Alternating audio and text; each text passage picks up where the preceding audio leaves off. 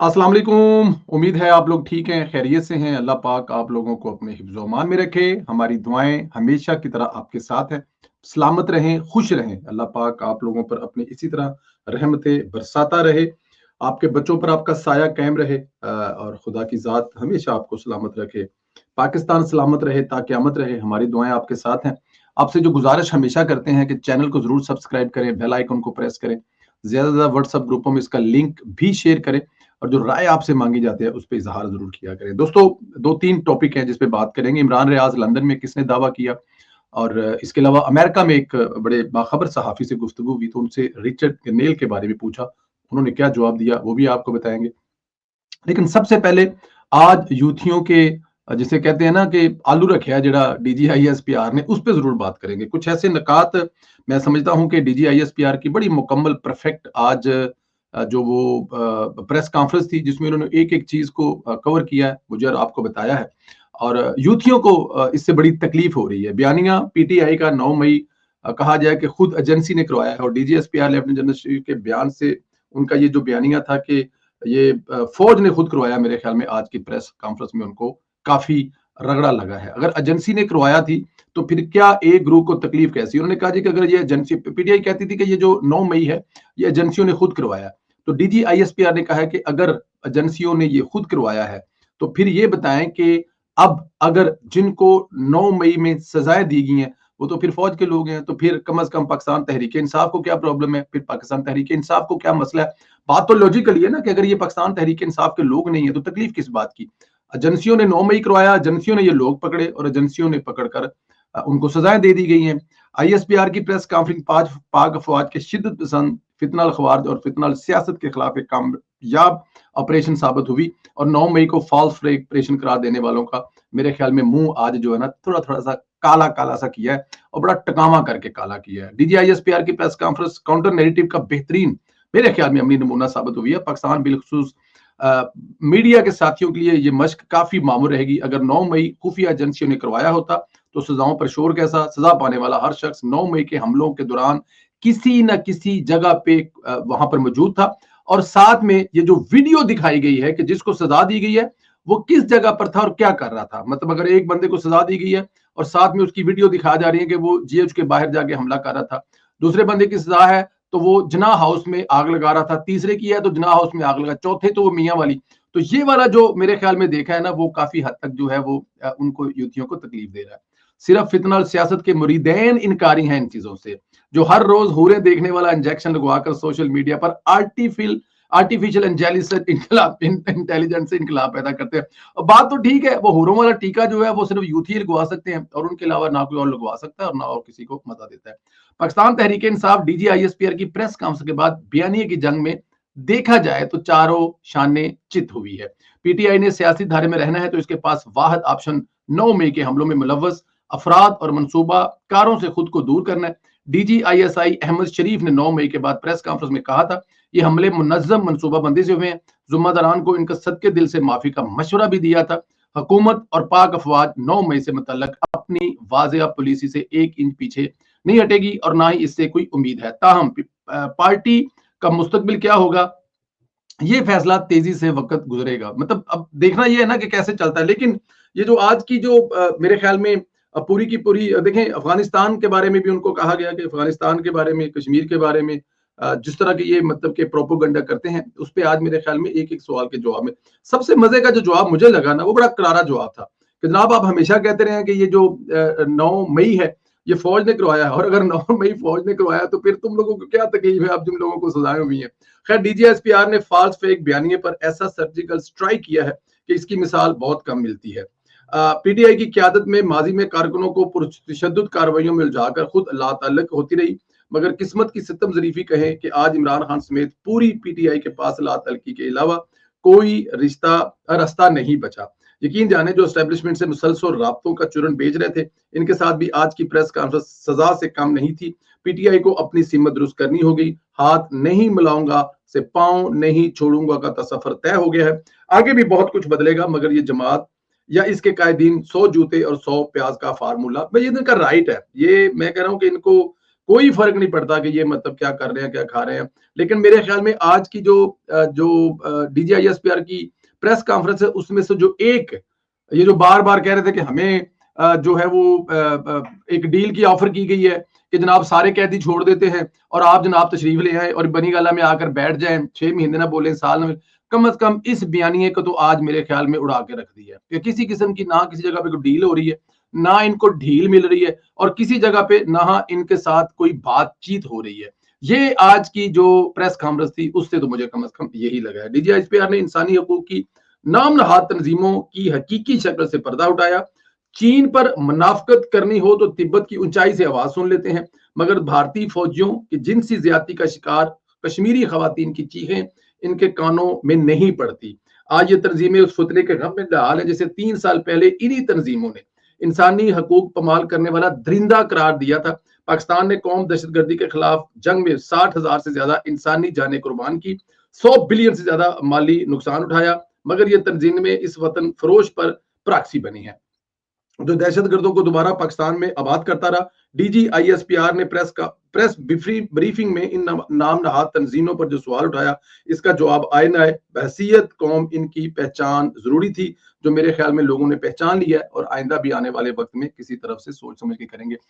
DG ISPR ने वैसे आज ना पंजाबी च कहते ने चट्ठे जुबान तुन के रख दिता है, बनता भी था उनका। ये अगर ना किया जाता तो मेरे ख्याल में थोड़ा सा रगड़ा जो है ना वो कम होता। अच्छा, एक खबर और है जी, ये सहाफिज जाहिर गशकोरी ने इमरान रियाज के लंदन पहुंचने से हवाले से गुफ्तगू करते हुए दो चीजें बताई। उन्होंने कहा जी मुझे हुकूमत के एक जो, अब क्योंकि जाहिर उनको कोर्ट कर रहे हैं तो जो उन्होंने कहा है वही कहेंगे। जाहिद किशकोरी साहब कहते हैं कि जो लंदन वो चले गए इमरान खान साहब, इमरान रियाज खान साहब, और ये बात उन्हें एक सीनियर वजीर ने बताई है कि वो लंदन चले गए हैं और किसी जमीनी रास्ते से मुल्क से बाहर नहीं गए हैं, क्योंकि उन्होंने ये बताया कि जो मुल्क से बाहर चले गए जमीनी रास्ते नहीं से गए। अब जमीनी रास्ते से नहीं गए तो फिर क्या ईरान गए हैं और ईरान से फ्लाई किया उन्होंने, या फिर अफगानिस्तान गए हैं तो अफगानिस्तान से फिर जाहिर है अफगानिस्तान से जो डायरेक्ट तो फ्लाइट है कोई नहीं लंदन की, वहां से फिर कोई अरबियों के मुल्क में गए होंगे या दुबई, अबू धाबी, शारजा या किसी ऐसी जगह पे गए होंगे और वहां से आगे निकल गए हैं। ये जाहिद किशकोरी साहब बता रहे हैं कि उन्हें ये बात किसी हुकूमती वजीर ने बताई है। साथ में एक चीज और भी बता रहे हैं, वो बता रहे हैं कि जो इंटेलिजेंस की ऑफिशियल ने मुझे बताया है कि इमरान रियाज पाकिस्तान में ही है, इनका अली अमीन गंडापुर से राब्ता भी है। तो हम अब देखना ये होगा कि क्या वाकई इमरान रियाज मुल्क से बाहर चले गए या मुल्क में मौजूद है। इसकी तस्दीक कर दी गई है कि वो एयरपोर्ट के रास्ते बिरूने मुल्क नहीं गए। अच्छा, अब ये जो एयरपोर्ट के रास्ते नहीं गए और उनको जो जहाज पे चढ़ाने के बजाय किसी बस पे चढ़ाकर लंदन पहुंचाया जा रहा है, तो मुमकिन है कि फिर वो मुल्क में ही हो, क्योंकि जब वो किसी अपने एयरपोर्ट से फ्लाई करेंगे तो वहां पर जो सिस्टम है उसके अंदर उनका आना बहुत जरूरी है। और वो अगर एयरपोर्ट से फ्लाई करेंगे तो ये हो नहीं सकता कि जो उनको वहां पे सहूलतकारी फराहम कर रहे हैं वो पकड़ा ना जाए। और अगर वो नहीं पकड़ा जाता तो इसका मतलब है कि उसको भेजने वाला भी कोई अपना ही है। इसको भेजने वाला इतना तगड़ा है जिसने हर चीज को अपने हाथ में कर लिया और इमरान रियाज को यहाँ से फरार कर दिया। इमरान रियाज साहब को एक बात याद रखनी चाहिए। अब एक बात आप रखें कि आपके दो दोस्त थे, अल्लाह ताला की जात उनका उनका अगला सफर आसान फरमाए, अरशद शरीफ साहब जो वो भी शायद इसलिए बाहर गए थे कि बाहर खुदा जो है वो फरिश्ते नहीं आते। आपने इस मुल्क में रहकर जो चूरन बेचा है वो ये है टक्कर के लोग। तो आप इस मुल्क में रहते हुए टक्कर के लोगों की तरह मुकाबला करें। अल्लाह ताला की जात ने जो सांसें लिखी हैं, मेरी, आपकी, आपके बच्चों की, आपकी वालदैन की, सबकी वो उतनी है। वो बाहर जाके भी नहीं कम होनी और अंदर जाके भी नहीं कम होना। इसकी सबसे बड़ी मिसाल आप दिया करते थे जब कुछ शरीफ बरादरान में से कोई इलाज करान बाहर जाता है या अरशद शरीफ साहब मुल्क से बाहर गए थे तो इस किस्म की मिसालें दी जाती थी। तो इमरान रियाज साहब अगर लंदन पहुंच गए हैं तो एक बात याद रखें कि वो बहुत खतरनाक होंगे, क्योंकि जो उसके मुंह में आएगा वो बोलेगा। और आपको पता है इससे पहले जो बाहर बैठे हुए, चाहे वो शहबाज गिल हो, चाहे वो शहजाद अकबर हो, चाहे वो और जो बाहर बैठे हुए थे, उनकी जुबानें आपके सामने है। और अगर इमरान रियाज लंदन पहुंच गया तो जनाब फिर उसको संभालना काफी मुश्किल हो जाएगा। अमेरिका में एक सीनियर सहाफी हैं, उनके साथ कुछ दफा हमने मतलब के बात भी की है, नाम लिए बगैर बात करूंगा क्योंकि उस वक्त उनसे इजाजत नहीं ली थी, लेकिन उनकी गुफ्तगू जो है वो की जा सकती है। मैंने जो उनसे रिचर्ड गनिल साहब के बारे में पूछा तो मैंने कहा जी रिचर्ड साहब ये क्या कर रहे हैं। उन्होंने कहा यार ये नॉर्मल होता नहीं है, किसी भी मुल्क में ऐसा नहीं होता और कम से कम अमेरिका में ऐसे नहीं होता। एक बात उन्होंने बताई है कि जिस दिन पैसे देने खत्म हो जाएंगे या जिस दिन उनके पास लफाफा पहुंचना मुक जाएगा, उसके बाद वो ऐसे लात मारेगा पीटीआई वालों को जैसे इमरान खान लात मारा करता था अपने मौसनों को। क्योंकि अमेरिका का अच्छा, उन्होंने कहा कि आप हॉलैंड में रहते हैं। मैंने कहा जी मैं हॉलैंड में रहता हूं भजन। तो उन्होंने कहा यार हॉलैंड में रहने वाले गोरों में कोई थोड़ा बहुत कुछ शर्म होगा, कोई हया होगा, कुछ थोड़ा बहुत ख्याल होगा। अमेरिकन इतने टॉप के वो है जिसका अंदाजा नहीं है। इधर उनका काम खत्म हुआ नहीं तो इधर उड़ा के उन्होंने फेंका नहीं। इसकी मिसालें उन्होंने मुझे दी। उन्होंने मुझे मिसालें शाह रजा पहलवी की मिसाल दे दी कि वो अमेरिका का कितना बड़ा यार था, ईरान का बादशाह, जहाज उड़कर वहां नहीं पहुंचा था। और इसके अलावा दुनिया में जितने डिक्टेटर थे वो सारे के सारे अमेरिका के हुक्म पर क्या क्या तबाहियां नहीं भेजते रहे। क्या किसी का जहाज उड़कर अमेरिका पहुंचा? नहीं। पनाह दी किसी को? नहीं। तो ये जो अमेरिकन है, ये यहाँ पर इनके यहाँ पूरी दुनिया में लॉबिंग करने के लिए इन्होंने लीगल कर दिया हुआ है। लीगल करने के बाद सिर्फ अमेरिकी हुकूमत या डिपार्टमेंट को या टैक्स को बताना होता है कि ये हम फलां बंदे से इतनी फंडिंग ले रहे हैं और ये फंडिंग लेके हम ये काम कर रहे हैं। अगर ये नहीं बताएं तो इनकी सियासत खत्म हो सकती है। तो ये इनको बताना पड़ता है कि हम फलां बंदे से फलां जगह से इतनी पैसे लेकर ये लॉबिंग कर रहे हैं, ट्वीट कर रहे हैं, किसी के लिए खत लिख रहे हैं, ये रिकॉर्ड पे लानी पड़ती है। तो जो इस वक्त रिचर्ड साहब हैं वो बिल्कुल उनको पता है, उनको चस्का पड़ा है। अब उन्होंने मुझे एक बात बताया कि एक वक्त में जिस बंदे के 5-7 हजार या 10,000-15,000 फॉलोवर हों और एक रात में 1 मिलियन फॉलोवर्स हो जाए, क्या वो बंदे को नशा नहीं आएगा? फिर दूसरी तरफ से उसको ये काम करने के लिए 5-7-10,000 या 20,000 डॉलर दिए जा रहे हो, तो क्या वो ये काम नहीं करेगा? करेगा। लेकिन हुआ क्या? अब इन लोगों से गलती क्या हुई है? इन लोगों के साथ जिसे कहते हैं कि हाथ क्या हुआ है? हाथ ये हुआ है कि इन लोगों ने उसका मजाक उड़वा दिया है। अगर वो 2 ट्वीटें करता, 3 ट्वीटें करता तो हम मान लेते। अब वो अगर आईएमएफ वाली ट्वीट कर रहा है और कर्जे वापस लेने वाली ट्वीट कर रहा है और वो जो पैसे दिए हैं उनसे पैसे लेने की वापस बात कर रहा है, तो इसका मतलब है कि वजन कम कर रहा है।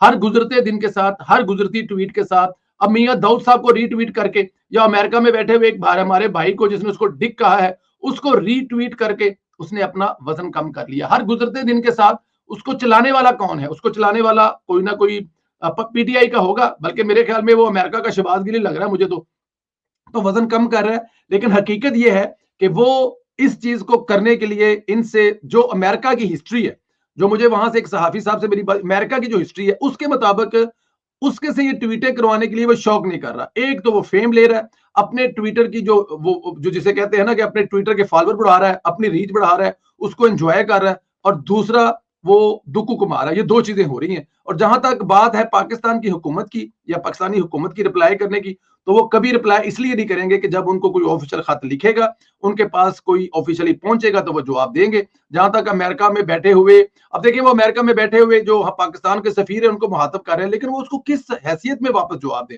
अभी तक तो कांग्रेस ने उसकी मंजूरी दी है कि नहीं दी भी नहीं पता। अभी तक वो जिन 2 मुल्कों के लिए उनको कहा गया है क्या वो लग गए हैं, वहां की जिम्मेदारियां संभाल ली है, कांग्रेस ने मंजूरी दे दी है? ऐसा कुछ नहीं हुआ। तो उसकी हैसियत सिवाय एक आम अमेरिकन के अलावा कुछ नहीं है। हाँ, यूथियों को बेवकूफ बनाना आसान है, इस वक्त दोनों तरफ से दे रहे हैं। उनका साथ में साफी साहब का यह भी कहना था, क्योंकि पाकिस्तान तहरीक इंसाफ की लाशों वाली सियासत कामयाब नहीं हुई, 24 नवंबर वाली कामयाब नहीं हुई, बुशरा बीबी वाली कामयाब नहीं हुई, ट्रंप आएगा पहले दिन इलेक्शन जीत कर ट्वीट करेगा, वो ट्वीट नहीं की, फिर उसके बाद 10वें दिन ट्वीट करेगा, ट्वीट नहीं की, वो नहीं हुई, फिर ऑफिशियली इमरान खान के लिए वहां से खत आएगा, नहीं आएगा। तो इन तमाम शर्मिंदगियों को छुपाने के लिए उन लोगों ने ये बंदा पकड़ा है, और वो तमाम शर्मिंदगियां इसकी ट्वीटों के पीछे छुपा रहे हैं, इसके अलावा कुछ भी नहीं है। आप क्या समझते हैं? क्या ऐसा ही है रिचर्ड गैलर के बारे में, या उसकी कोई अहमियत है? एक इस सवाल का जवाब जरूर दे। क्या इमरान रियाज मुल्क में है या फरार हो चुके हैं? और फिर वो खामोश क्यों है? पता है, उनको पता है ना, वो सहाफी है, उसको पता है कि जिस दिन मैं बोलूंगा तो मेरा जो वी लॉग है वो करोड़ों में जाएगा, इसलिए वो खामोश होकर सुन रहे हैं। तो आपकी नजर में क्या पाकिस्तान में है या लंदन पहुंच गए? डीजीआईएसपीआर की आज की जो प्रेस कॉन्फ्रेंस थी उसके बारे में आप कहते हैं, इस पर जरूर राय का इजहार करें। एक पॉइंट, अगर वो कहते हैं कि ये जो हम पे इल्जाम लगाया जाता है कि 9 मई फौज ने करवाया है, और अगर फौज ने करवाया है तो अपने ही बंदों को जो सजाएं दे दी हैं, तो इससे पाकिस्तान तहरीक इंसाफ को क्या तकलीफ है? इस वाले पॉइंट पे भी राय का इजहार करें। इंशाल्लाह ताला अगले वीलॉग में आपसे फिर मुलाकात होगी। अपना बहुत ज्यादा ख्याल रखें। अल्लाह ताला की जात अपने आपको अपने हिफ्ज़-ओ-मान में रखें। इंशाल्लाह ताला अगले वीलॉग में फिर मुलाकात होगी। खुदा हाफिज।